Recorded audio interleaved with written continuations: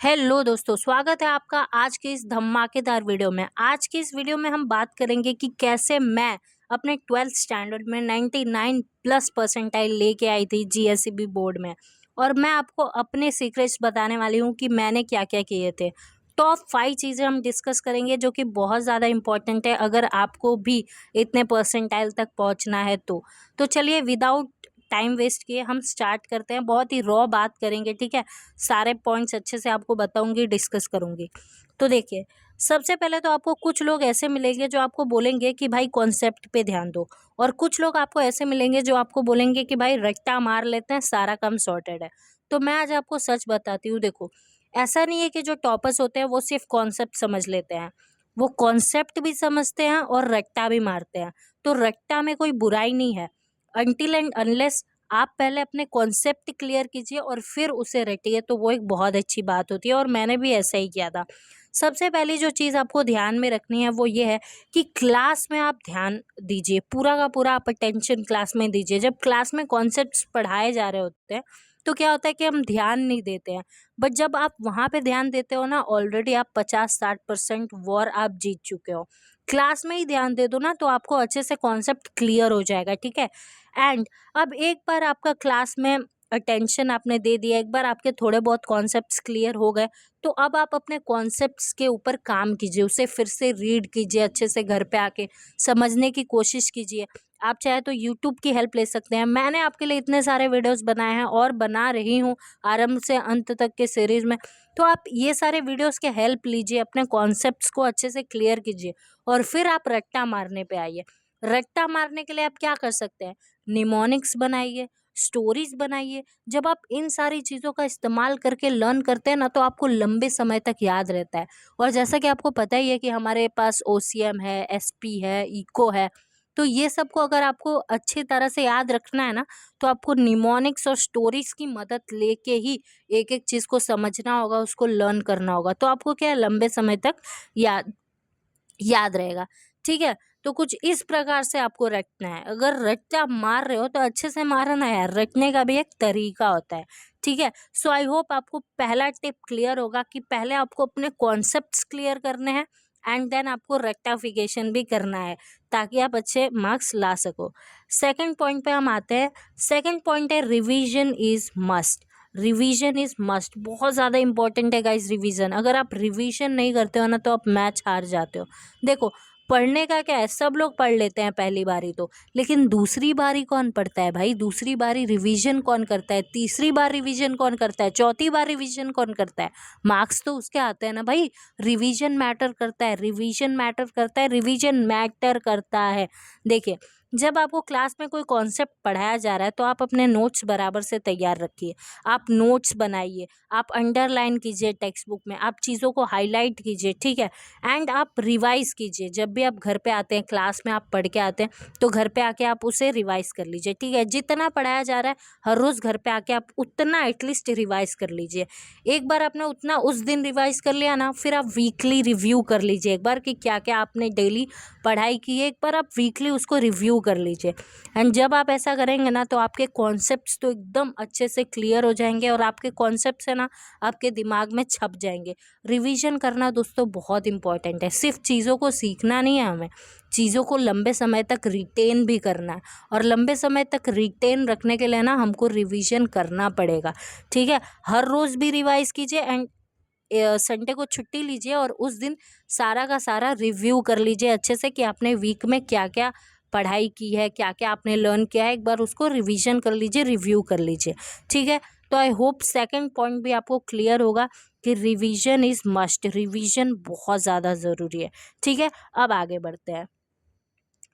Third जो हमारा point आता है that is practice papers.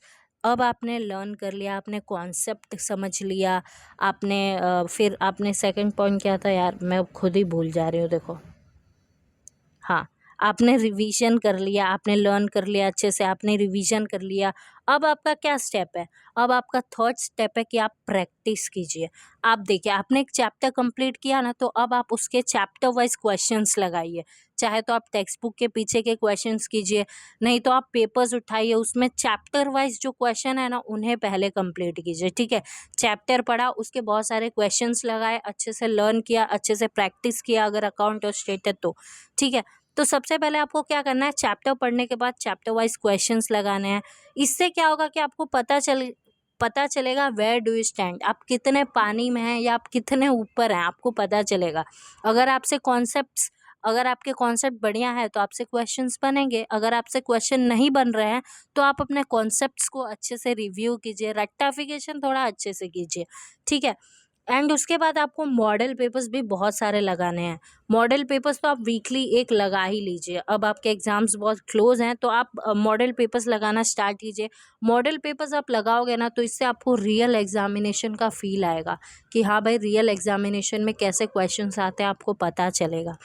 PYQs लगाना आपको बिल्कुल भी नहीं भूलना है। प्रीवियस ईयर पेपर्स बहुत इंपॉर्टेंट है। मोस्टली क्या होता है ना कि कुछ चैप्टर्स ऐसे होते हैं जिनके क्वेश्चंस हर साल रिपीट होते रहते हैं। तो जब आप PYQs लगाते हो ना तो आपको उन क्वेश्चंस का, उन चैप्टर्स का आइडिया हो जाता है।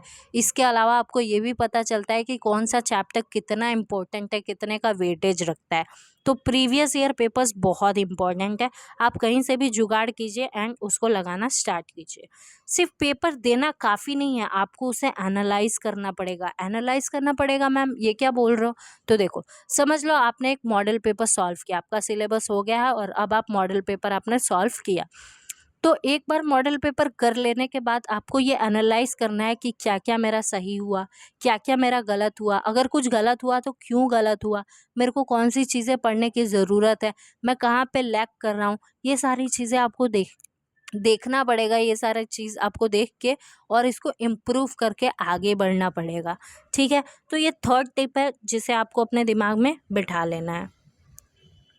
चौथा पॉइंट आता है meditation is must. Meditation is must. तुमको पता है आधे लोग मैच कब हार जाते हैं? आधे लोग मैच है ना तब हार जाते हैं जब वो एग्जाम का प्रेशर ही हैंडल नहीं कर पाते। पता चला तुमने साल भर अच्छी पढ़ाई की लेकिन जब तुम एग्जाम देने गए तभी तुम अपना बेस्ट आउटपुट नहीं दे पाए। देखो, तुमने साल भर कितना भी पढ़ा है, कितना भी घिसा है, कितना भी मेहनत किया है, एट द एंड वो एक दिन ही डिसाइड करने वाला है कि तुमने कितना पढ़ा है। उस एक दिन को अगर तुमने अच्छे से स्पेंड कर दिया, एग्जामिनेशन हॉल में तुमने अपना बेस्ट दे दिया, अच्छे से तुमने सब कुछ अपना आउटपुट दिया, तो ही जाके तुम एक अच्छे मार्क्स लाने वाले स्टूडेंट बनोगे। अगर उस दिन कुछ खराब हुआ तो मतलब सारा मेहनत पे पानी पड़ जाएगा। तो अब भाई उस समय ना एक्चुअली में देखिए, वो जो एग्ज़ाम होता है ना उस समय जो प्रेशर होता है ना वो अलग होता है। ठीक है, घर पे हम बैठ के टेस्ट दे रहे हैं, पेपर्स लगा रहे हैं, उस समय का माहौल और एग्ज़ाम का माहौल बहुत अंतर होता है दोनों में। बहुत मतलब उस समय आपको थोड़ा एंजाइटी हो रहा होता है, स्ट्रेस हो रहा होता है, अरे भाई क्या होगा क्या नहीं होगा। तो देखिए, उस समय के स्ट्रेस को, एंजाइटी को हम हैंडल कर सके, इतना स्ट्रांग हमारा माइंड होना चाहिए। और उसके लिए आपको हर रोज़ सिर्फ और सिर्फ 10 मिनट का मेडिटेशन करना पड़ेगा। हाँ, करना ही पड़ेगा। शांत जगह पे बैठो, सांस लो, सांस छोड़ो, ऐसे आप ब्रीथिंग प्रैक्टिस करो। अपने माइंड में आप प्रैक्टिस करो कि एक भी थॉट्स ना आए। ठीक है, मेडिटेशन बहुत सिंपल है, मेडिटेशन कोई बहुत बड़ा हवा नहीं है। क्या करना है आपको, कोई एक शांत जगह पे जाओ, वहाँ पे बैठो और चुपचाप ब्रीथिंग करो और अपने थॉट्स को ऑब्जर्व करो। ठीक है, अपने थॉट्स को ऑब्जर्व करो। किसी भी थॉट पे आपको एक्ट नहीं करना है। कोई थॉट आ रहा है, आने दो, कोई बात नहीं, आ रहा है आने दो, बट आप उस पे एक्ट मत करो। ठीक है, जस्ट ऑब्जर्व करो, वो अपने आप चला जाएगा। और ऐसे धीरे धीरे आप एक ऐसे स्टेट में आ जाओगे जब आपको थॉट्स उतने नहीं आएंगे या कम आएंगे या बिल्कुल नहीं आएंगे। तो मेडिटेशन क्या करता है ना, आपके एंजाइटी को कंट्रोल करता है, आपके माइंड को रिलैक्स करता है, आपको थोड़ा हल्का फील करवाता है। आपका जो ब्रेन है ना उसमें केमिकल्स बहुत ऊपर नीचे हो रखे हैं। डोपामिन बहुत ज़्यादा हो रखा है, एंडोर्फिन बहुत ज़्यादा हो रखा है, मतलब कुछ बैलेंस नहीं है। क्योंकि आप लोग शॉर्ट्स देखते हो, आप लोग रील्स देखते हो, तो भाई ब्रेन का क्या हालत करते हो तुम लोग, अभी तुमको पता नहीं है। तो ये सारी चीज़ों को बैलेंस करता है ये मेडिटेशन।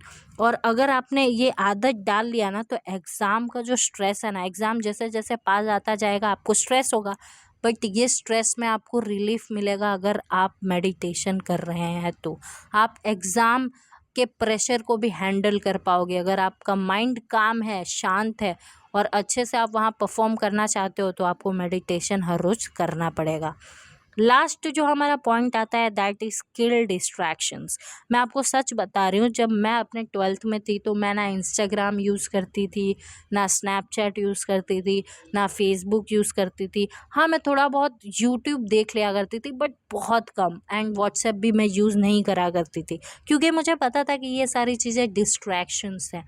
ये हमारा टाइम कब खा जाती है हमको पता ही नहीं चलेगा। एंड मैं आपको स्पेशली बोलना चाहती हूँ कि आप प्लीज़ डिस्ट्रैक्शन से दूर रहिए अगर आपको अच्छे मार्क्स लाने हैं तो। आप रील्स और शॉर्ट्स तो बिल्कुल अवॉइड कीजिए। क्यों मैम, क्यों अवॉइड करना है? रील्स और शॉर्ट्स है ना, बहुत छोटा छोटा सेकंड का होता है, 15 सेकंड, 30 सेकंड। ये जब आप बहुत ज़्यादा देखते हो ना, तो क्या होता है कि आपका जो फोकस स्पैन है ना, वो कम होता जाता है। आप सिर्फ 1 मिनट तक, आधे मिनट तक ही फोकस कर पाओगे। अगर आप कंटिन्यूअसली वो 30-30 सेकंड का, 1-1 मिनट का वीडियो देखते रहे, तो आपके फोकस लेवल का क्या हो रहा है भाई, उसका भी ध्यान रखो। तो आपका फोकस लेवल बढ़ा रहे, इसलिए आप रील्स और शॉर्ट्स अवॉइड कीजिए। बहुत ज़्यादा डोपामिन मिलता है उन सब चीज़ों से, तो वो अच्छी बात नहीं है। आपका ब्रेन का जो केमिकल है ना, वो रेगुलेट रहना चाहिए। तो आप रील्स और शॉर्ट्स से दूर रहिए। इससे आपका जो फोकस स्पैन होगा ना, वो रिवाइव हो जाएगा। आप लंबे समय तक फोकस कर पाएंगे और अच्छे से पढ़ाई कर पाएंगे। मैं आपको ये भी बोलूँगी कि इस टाइम पे आप रिलेशनशिप्स अवॉइड कीजिए।